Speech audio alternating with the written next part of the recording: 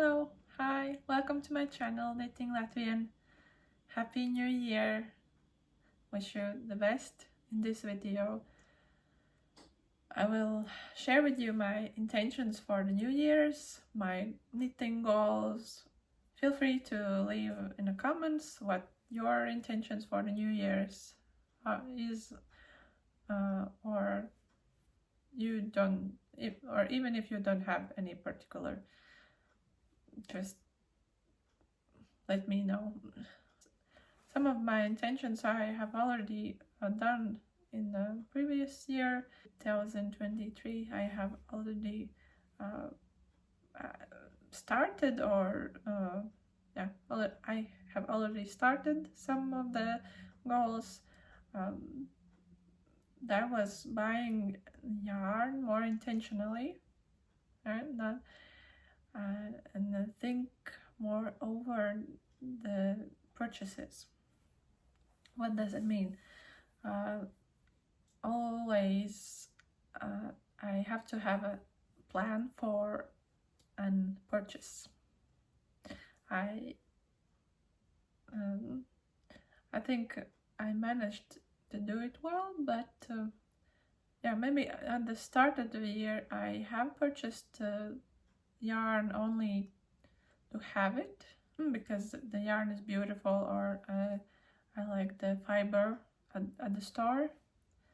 I bought it, but after I didn't have any particular plan for that, so I'm trying to eliminate that. Otherwise, this purchase the yarn will stay on the shelf for a couple of years. One of my goals for this year is to write things down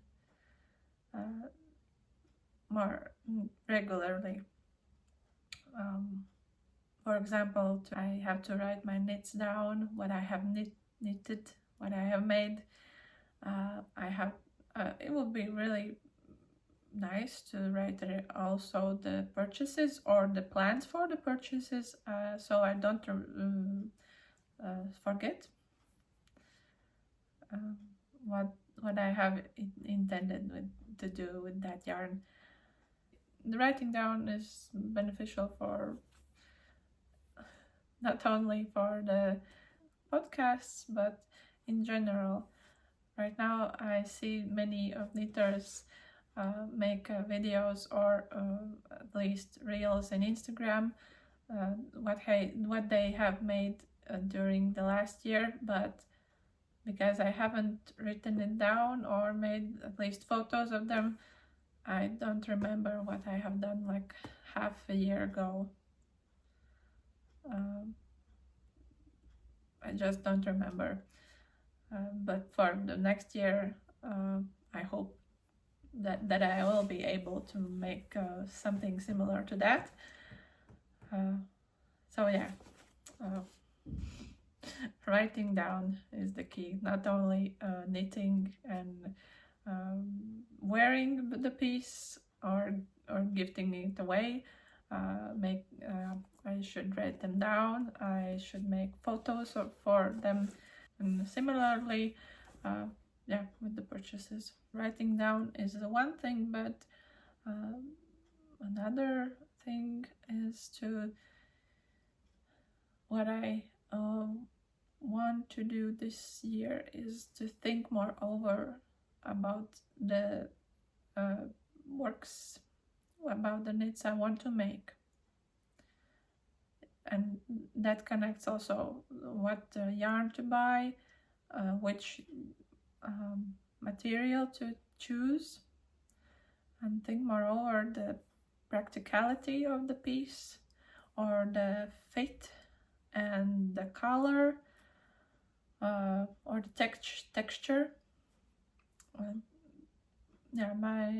My intentions for that is to think more over what I bring at home and what I bring in my closet. Otherwise, I just spend money on materials, on good materials or not that good ones, and I never know after that, will I actually wear the piece that I make, or I will like it how it feels on my skin, or I will like the fit. Um, Many of times I can tell you that I want to rush through the knit and uh, block it and then wear it, but because I rushed too fast and didn't make sure the garment is the way I want it to be. I make, for example, the arms too short. I just don't try it on because I usually lay it against my body and like, okay, arm is good enough. I don't like very long arms, so like the bracelet length cuffs are okay for me. I stop. I check with the calculations how long it should be, and it's okay. But I don't try them on actually, and I hope after that it's okay. Bind it off. I block it, and it turns out the garment doesn't fit the way I like, and almost never I don't go back and change it. Almost never. That is one of the reasons I would like to check the garment during the knitting to check it how it fits. Other thing is about the material. I wear sweaters on the bearskin. I rarely put anything under it. This is the reason why I should make sure. I should make sure that the material doesn't itch me. And in times when I choose to use a luxurious mohair strand held within yarn, sometimes it turns out that it is too itchy. I still wear it, but sometimes makes the garment not to be the first one that I reach in the morning when I should put something on. The garment by itself, it's beautiful. It looks luxurious because of the mohair, but the itchiness. I don't know how would you describe the mohair? Okay, until this day, I think I have tried only the um, drops kid silk mohair as a mohair on sweaters.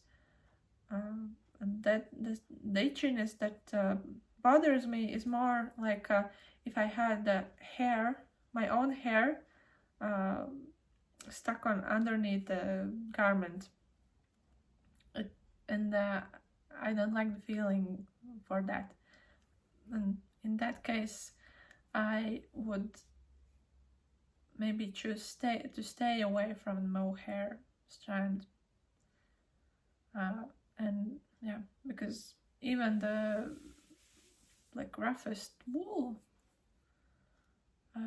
or the wool we have here locally, if I had made the garments, and I don't find them that scratchy or irritating to my skin. Luxurious materials, yeah, they should be more pleasant, but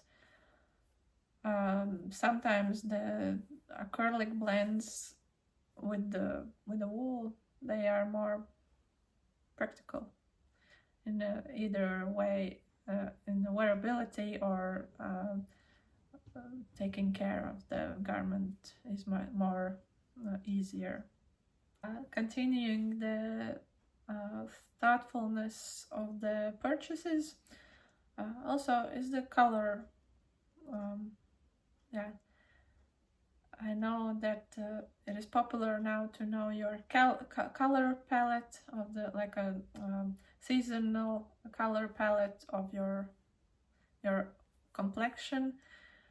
Yeah, I have like made online tests for that, and I turn out to be a soft summer,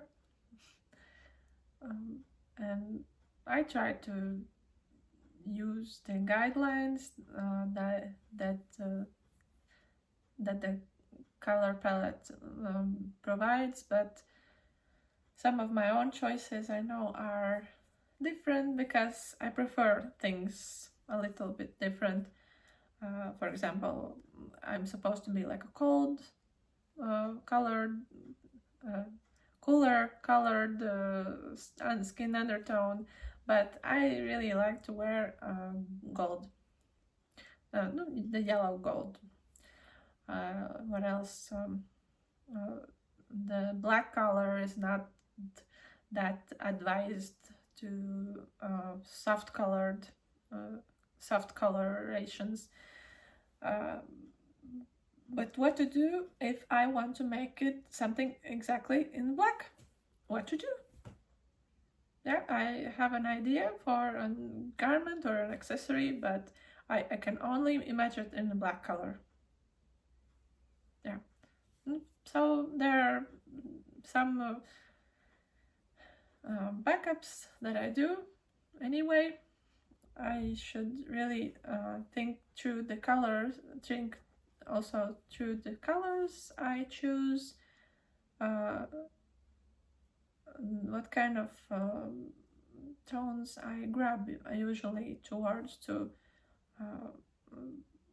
when I dress at home, not what I see in a shop when every color of the rainbow is possible to grab, but especially when I'm at home, what kind of colors I grab for. Yeah, of course, from season to season or to month, they can vary. For example, right now in winter, this winter, I really gravitate towards the nudes, beiges, and browns, and muted colors. But when the spring and summer comes, I really like to wear more brighter colors that are like pink or even red and green. Yeah, the shades of the red family I really like as an accent. Yeah, and usually if I fell in love with some kind of color, I want to make everything in it. Like to have a bag, to have a hat, to have a footwear in that color, or accessories for my phone or watch to wear. That changes through the year, through the seasons, but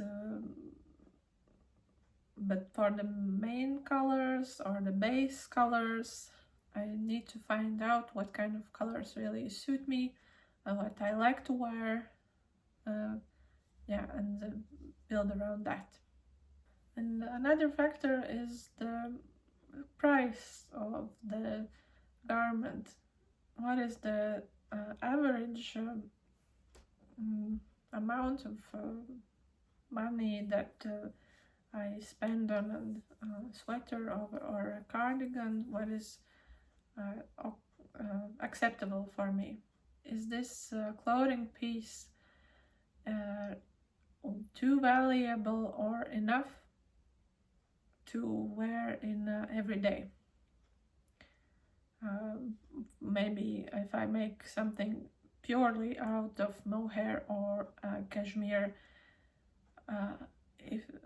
wouldn't that mean that I will be too afraid to wear it every day or for casual day, or I would preferably reach for the cheaper piece of some kind of acrylic blend, just to make sure I don't ruin the more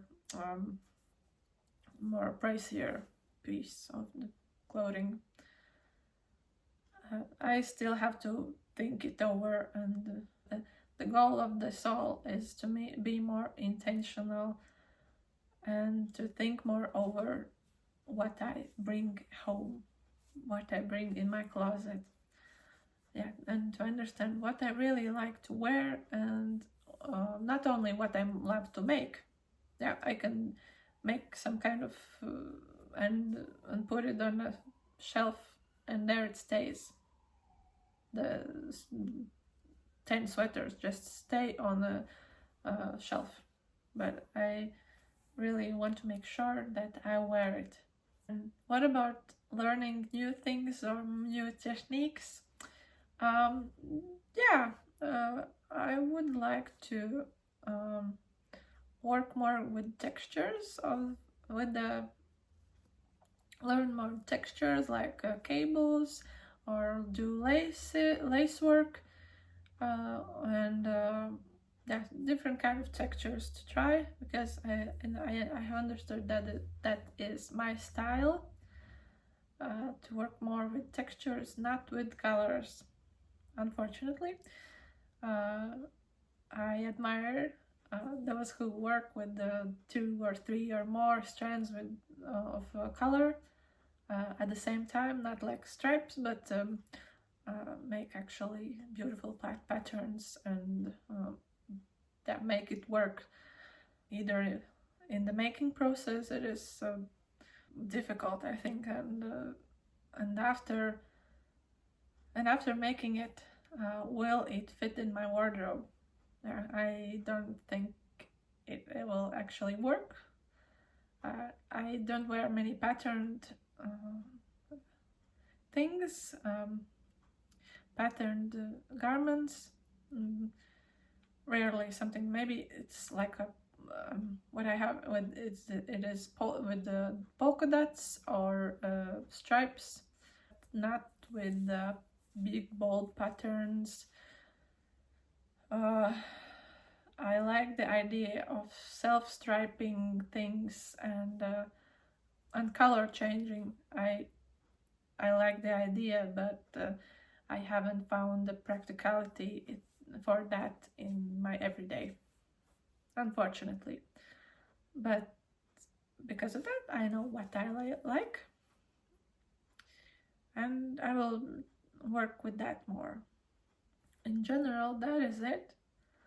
The main intention for this year is to make knitting slow, to think everything more over. Non-knitters think that knitting is already slow, already time consuming, you have to be patient. But under all of that, I still rush through the knitting. I rush through. I sometimes don't think over everything, every part. That sounds maybe silly. Thank you for watching my video. Hopefully it inspired you, and feel free to leave a comment about your own intentions or your plans related to knitting or fiber. And I really wish you a happy new year, and be healthy.